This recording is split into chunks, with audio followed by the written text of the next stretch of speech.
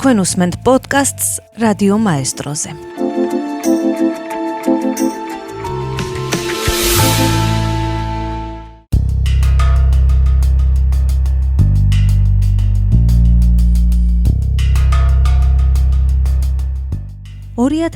წლის 15 იანვარი. US Airways-ის კუთვნილებაში მყოფი თვითმფრინავი Airbus A320 ნიუ-იორკ, შარლოტა, სიეტლის რეისისთვის ემზადება. ბორტზე ეკიპაჟის 5 წევრია, მათ შორის კაპიტანი ჩესლი, იგივე სალი, სალენბერგერ მესამე და 150 მგზავრი. აფრენიდან დაახლოებით 90 წამში მგზავრებმა ჯერ ყრუდარტყმის ხმა გაიგეს. მერე არასასიამოვნო სუნი იგრძნეს, ზოგმა კი ილუმინატორიდან ცეცხლმოკიდებული ძრავებით დაინახა. დღეს მოგიყვებით რეის 1549-ზე, რომელსაც ჰუდსონის საოცრების სახელით ვიცნობთ.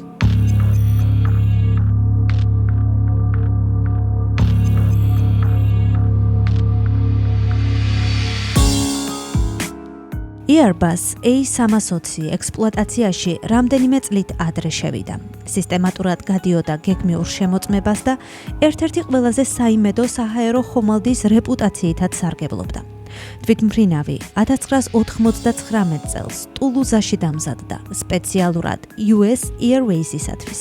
მისი პირველი რეისი 1999 წლის 15 ივნისს შედგა და US Airways ერთი თვის შემდეგ გადაეცა.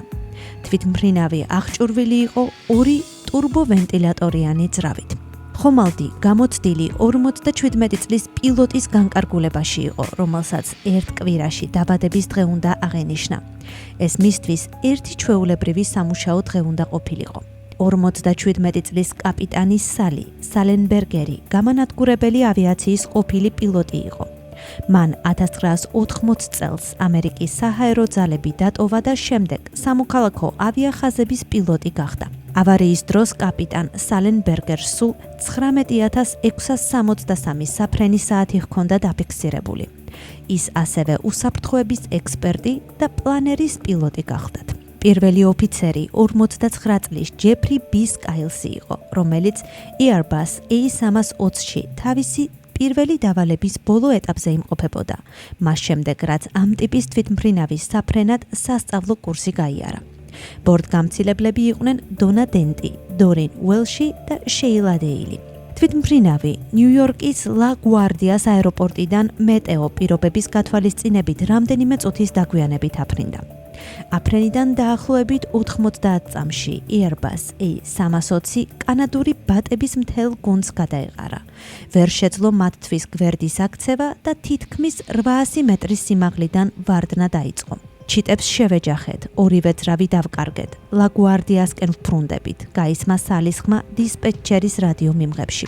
ჩიტებთან შეჯახება სერიოზულ საფრთხეს უქმნის ნებისმიერ პილოტს და სწორედ ამიტომ ყველა აეროპორტს ფრინველის განდევნის სპეციალური სისტემა აქვს. თუმცა ამ შემთხვევაში ავიალაინერი ფრინველთა მთელი გუნდის მსხვერპლი გახდა.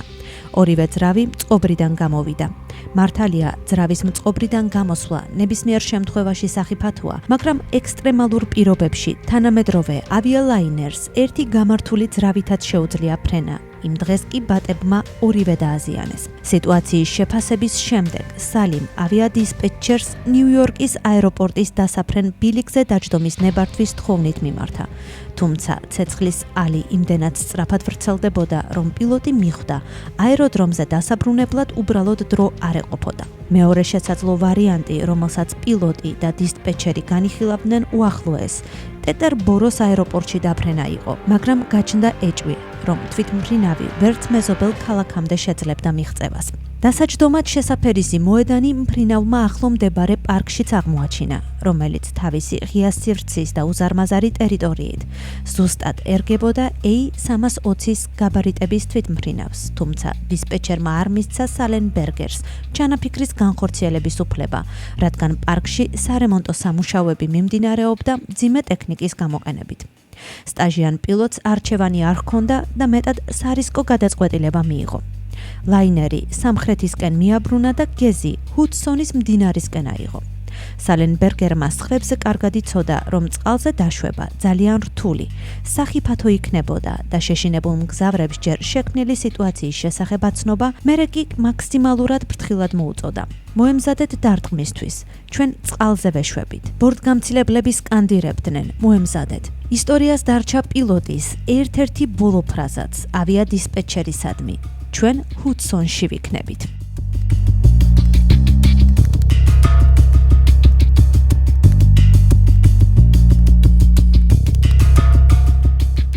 მთავარ სირთულეს ავიალაინერის კონსტრუქცია წარმოადგენდა. რადგან მისი ძრავები ფრთების ქვეშ იყო მოთავსებული და წყალზე დაშვებისას სალენბერგერს პირველ რიგში სწორედ ძრავები უნდა დაეცვა წყალთან შეხებისაგან.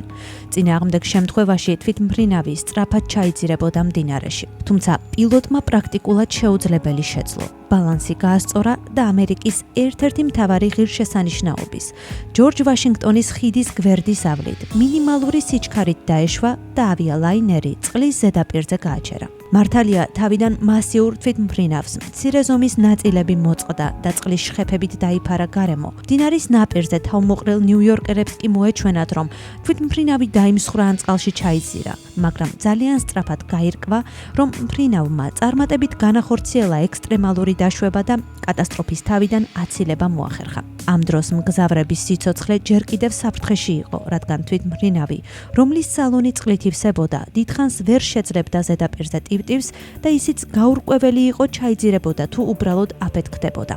მგზავრებმა საავარიო გასასვლელიდან სცადეს თავის დაღწევა, თუმცა გასაქცევი არსად იყო, რადგან თვითმფრინავი მდინარეში ტივტივებდა. იანვრის თვეში ცივ წყალში აღმოჩენა დამფრთხალ ადამიანებს ტიტანიკის მგზავრების ბედის გაზიარებით ემუქრებოდა, რომელთა უმრავლესობა წყალში გაიყინა. თუმცა ბოლო მგზავრს დეივ სენდერსონს, რომელიც სხვებს ეხმარებოდა ხომალდიდან ევაკუაციაში, ფრთაზე ადგილი აღარ დარჩა. ალტერნატივის გარეშე დარჩენილი სენდერსონი გაყინულ მდინარეში გადახტა და უახლოესი ნავისკენ გაცურდა. 4 წუთის შემდეგ ადგილზე სამაშველო ოპერაცია დაიწყო. ადგილზე მივიდა 4 საზღვაო რაზმი და მაშველი მყვინთავები. ხმელეთზე მესამე დონის საგანგებო მდგომარეობა გამოცხადდა. მოგვიანებით სალენბერგერმა CBS-თან ინტერვიუში გაიხსენა, რომ წვრთნებზე მიღებულმა ცოდნამ აიძულა დასაშვებად მოქმედი ნავების მახლობლად ნავმისადგომის ადგილი აერჩია, რათა გადარჩენის შანსი მაქსიმალურად გაეზარდა. ეროვნული ტრანსპორტის უსაფრთხოების საბჭოს წევრი კიტი ჰიგინსი, ადგილზე გამოძიების მთავარი წარმომადგენელი, ავარიის მეორე დღეს გამართულ პრესკონფერენციაზე ამბობდა, რომ ეს ავიაციის ისტორიაში ყველაზე წარმატებულ ნავმისადგომად უნდა შევიდეს. ამ ადამიანებმა იცოდნენ, რა უნდა გაეკეთებინათ და გააკეთეს ეს და შედეგად არც ერთი სიცოცხლე დაღუპულა. არანაკლები შოკი განიცადეს ნიუ-იორკელებმა, რომელთაც თვითმფრინავის კრიტიკულ სიმაღლეზე ფრენა 11 სექტემბრის ცნობილი ტერორისტული აქტი გაახსენათ. თუმცა, როცა ავიალაინერის ფრთებსა და სახურავზე ამძვრალი მგზავრები დაინახეს, ადგილობრივ პოლიციასა და სამაშველო სამსახურთან ერთად თვითონაც დაიძრნენ დაზარალებულების დასახმარებლად. 150 მგზავრიდან 83 დაშავდა და მხოლოდ 5-მა მიიღო მძიმე დაზიანება. დანარჩენები კი მსუბუქი დაზიანებით გადაიყვანეს კლინიკაში. ჩელსი სალენბერგერმა, როგორც გამოცდილმა კაპიტანმა, საჰაერო ხომალდი ყველაზე ბოლოს დატოვა, როცა სალონი გულდასმით შეამოწმა და დარწმუნდა, რომ ბორტზე აღარავინ დარჩა. Airbus A320, რომლის აღდგენა შეუძლებელი აღმოჩნდა დღეს ქალაქ შარლოტას, კაროლინას ავიაციის მუზეუმის ერთ-ერთ ყველაზე პოპულარულ ექსპონატად ითვლება.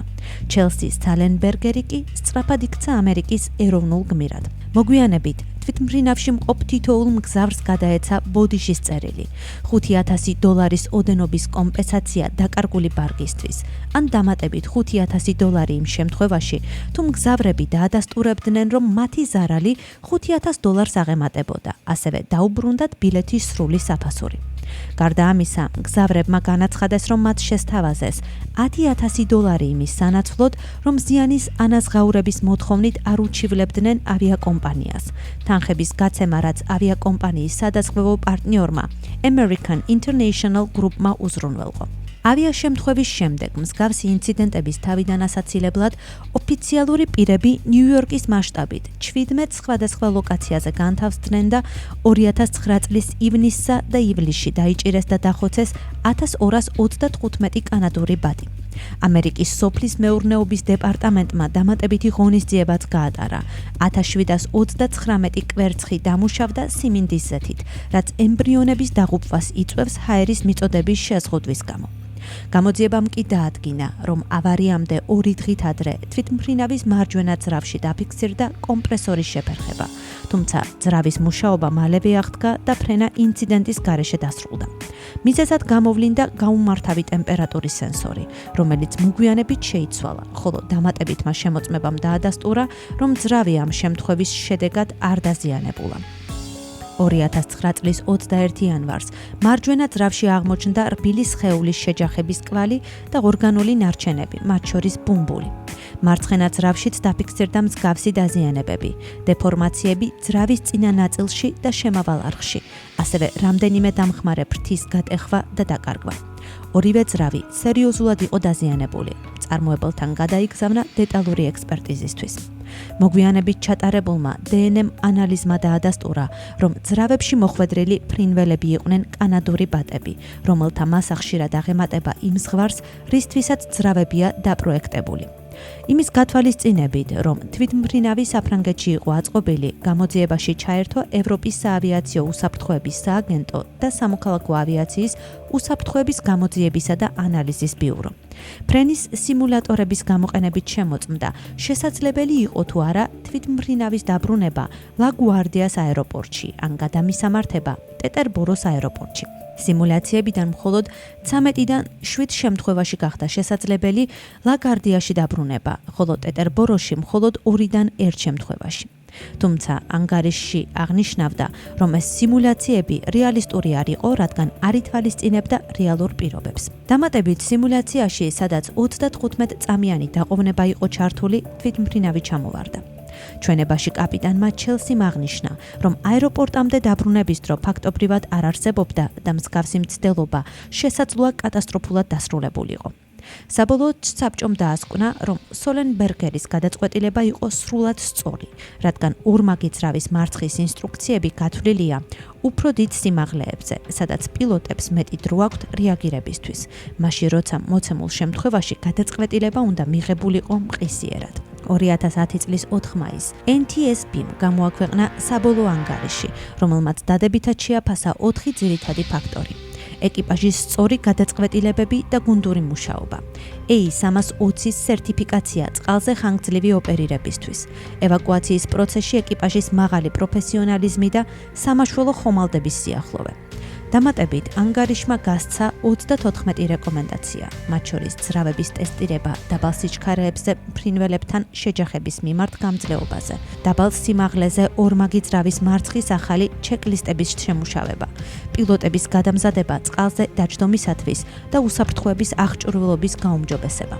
2009 წლის 22 იანვარს 1549 რეისის მთელ ეკიპაჟს ავიაციის პილოტებისა და ავიანავიგატორთა გილდიამ ოსტატის მედალი გადასცა. მედალი იშვიათად გაიცემა გილდიის მეთაურის შეხედულების სამებრ ავიაციაში გამორჩეული მიღწევებისთვის. ჯილდოს მინიჭების ციტირება ასეთია: ეკიპაჟის ყველა წევრის რეაქცია, წამიერი გადაწყვეტილების მიღება და საგანგებო სიტუაციისა და ევაკუაციის მართვა სახელმძღვანელო და სამაგალითო იყო ყველასთვის. ამ საგანგებო სიტუაციის უსაფრთხოდ განხორციელება სიცოცხლის დაკარგვის გარეშე ავიაციის გმირული და უნიკალური მიღწევაა. ეს იმსახურებს დაუყოვნებლივ აღიარებას, რომელიც დღეს ავიაციის პილოტებისა და ავიანავიგატორთა გილდიამ მიანიჭა. ნიუ-იორკის მაშინდელმა მერმა მაიკლ ბლუმბერგმა ეკიპაჟს ქალაქის სიმბოლური გასაღები გადასცა. შემთხვევას კი ჰუდსონის სასწაული უწოდა. მაშინდელმა პრეზიდენტმა ჯორჯ ბუშმა და ახლად არჩეულმა პრეზიდენტმა ბარაკ ობამამ მადლიერება გამოხატეს და 5 დღის შემდეგ მთელი ეკიპაჟი მის ინაუგურაციაზე დასასწრებად მიიწვიეს. 1549 რეისის ეკიპაჟს სუპერბოულის 43-ის დაწყებამდე ოვაციებით შეხვდნენ. სალენბერგერის 2009 წლის მემუარების უმაღლესი მოვალეობა. ჩემი ძიება იმისა, რაც ნამდვილად მნიშვნელოვანია, ადაპტირებულ იქნა კლინტ ისტვუდის მიერ გადაღებულ მხატვრულ ფილმში „სალი“. სალენბერგერის როლში მთავარ როლს ტომ ჰენქსი, ხოლო სკაილსის როლს აარონ ეკჰარტი ასრულებს. ფილმი Warner Brothers-მა 2016 წლის 9 სექტემბერს გამოუშვა.